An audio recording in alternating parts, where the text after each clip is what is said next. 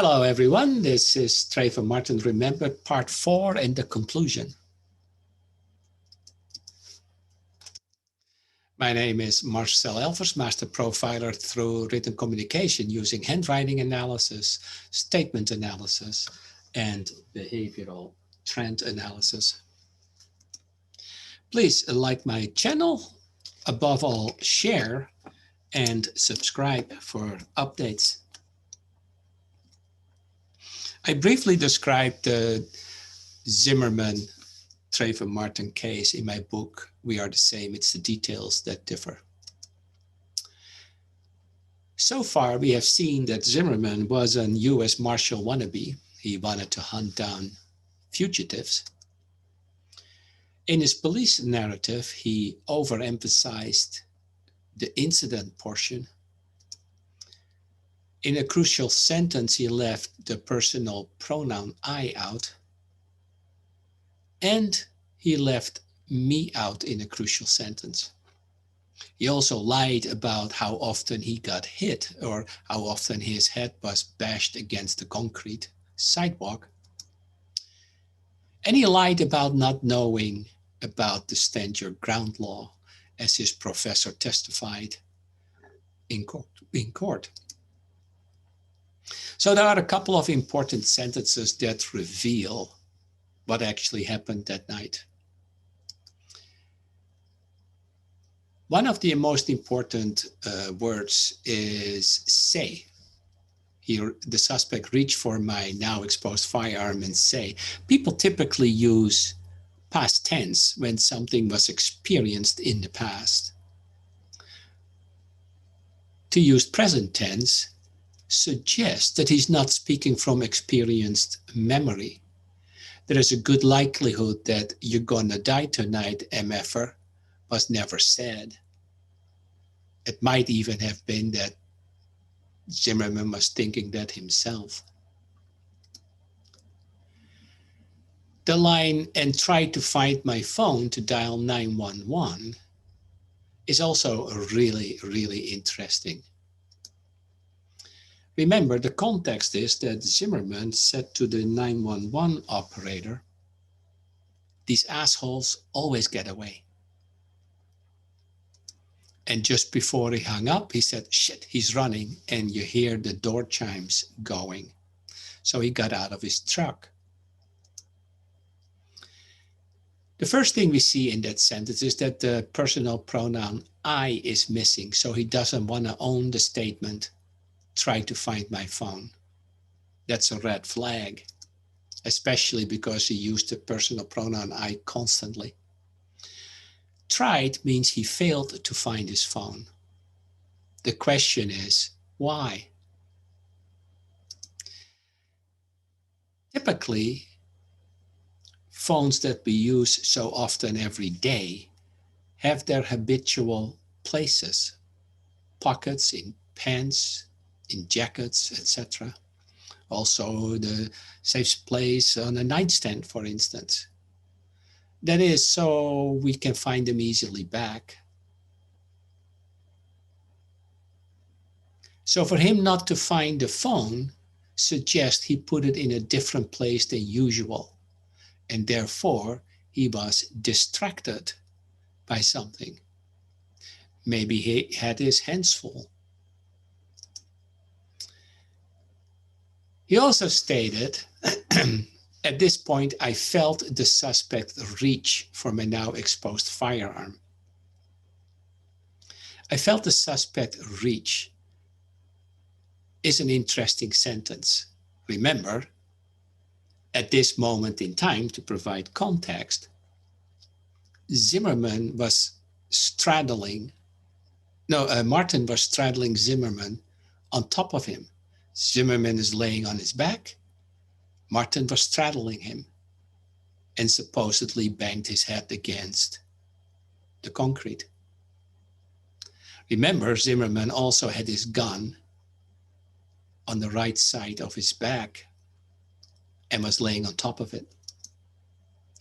So when somebody says, "I felt the suspect reach," does not mean that Martin was actually and factually reaching for the gun. When I say, I felt like ice cream, does that mean I actually had ice cream? No, I just felt like it. So to say I felt the suspect reach does not mean Martin was actually reaching. A stronger sentence would be, at this point, the suspect reached for my gun.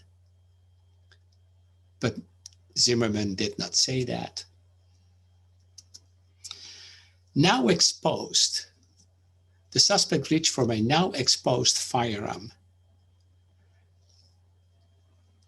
The placement of now exposed is important because he wants you to know that Zimmerman grabbed for his gun now, while Trayvon Martin was sitting on top of him.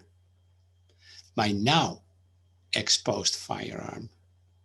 And that means that Zimmerman is trying to convince you when the gun came into play. Exaggeration is a tool to try to convince from something that did not happen. The placement of now exposed is considered exaggeration. So we see here that the word say is probably misleading and misrepresentation of the truth. And he also missed the PPI in fired one shot in his torso. So what do I think actually happened? Well, the perspective of Zimmerman was these assholes always get away. My interpretation is, but not on my watch. Shit he's running with the door chimes means Zimmerman got out of his truck to continue follow Trayvon Martin. When he said he tried to find his phone, that means the phone went into a different spot than usual. And that happened because he was distracted. Distracted by something like having his hands full. So his now exposed firearm is an exaggeration of when the gun came into play. And that likely masks that Zimmerman came out of his truck with gun in hand. Trayvon Martin, according to Zimmerman and eyewitness, was sitting on top of Zimmerman. He was straddling him. And here's the interesting thing. Picture Trayvon Martin sitting on top, straddling him with his legs on the side of his body. Zimmerman would not be able to grab his gun from his back because Trayvon Martin's legs would be in the way. And on top of that, Trayvon Martin would have been able to control his arms. So why did Trayvon Martin change his mind? Remember, he was going to move away from the scene. He told that to the girl on the phone. Trayvon Martin changed his mind from de-escalation to confrontation.